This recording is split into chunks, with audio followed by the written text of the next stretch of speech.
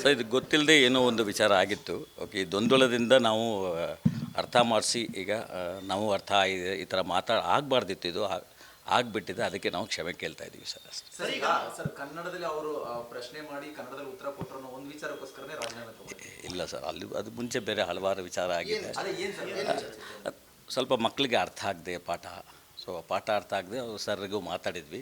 ಇನ್ಮೇಲೆ ಸರ್ ಹೇಳಿದ್ದಾರೆ, ಇನ್ಮೇಲೆ ಸರ್ ನಾವು ಅರ್ಥ ಆಗ್ದಂಗೆ ಪಾಠ ಮಾಡ್ತೀವಿ, ಇದನ್ನು ಇದು ಮಾಡ್ತೀವಿ ಸರ್. ಸರ್ ಈಗ ಅವರು ಕ್ಲಾಸ್ ರೂಮಲ್ಲಿ ಆದಂಥ ಇನ್ಸಿಡೆಂಟು ಈಗ ನಿಮ್ಮ ಗಮನಕ್ಕೆ ಹೇಗೆ ಬಂತು ಸರ್? ಅದು ಅಂದರೆ ಸ್ವಲ್ಪ ಗೊಂದಲ ಇದೆ, ನಿಮ್ಮ ಗಮನಕ್ಕೆ ಹೇಗೆ ಬಂತು ಅಂತ.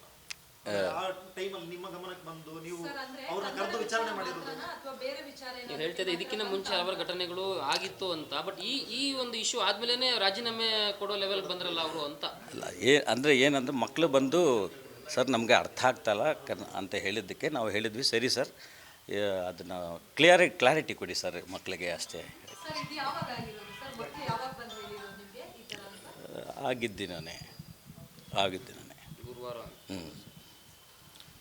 ಸಮಸ್ತ ಕರ್ನಾಟಕಕ್ಕೆ ಒಂದು ಕ್ಷಮೆ ಇರಲಿ ಅಂತ ಕೇಳಿ ಸರ್. ಖಂಡಿತ ಈ ಥರ ಇನ್ನು ಮೇಲೆ ಆಗದೆ ಥರ ನೋಡ್ಕೊಳ್ತೀವಿ. ಎಂಟೈರ್ ಕರ್ನಾಟಕ ಸ್ಟೇಟ್ಗೆ ನಾವು ಕ್ಷಮೆ ಕೇಳ್ತೀವಿ ಸರ್. ವೆಂಕಟೇಶ್ ಅಂತ RVPU ಕಾಲೇಜ್ ಪ್ರಾಂಶುಪಾಲರು.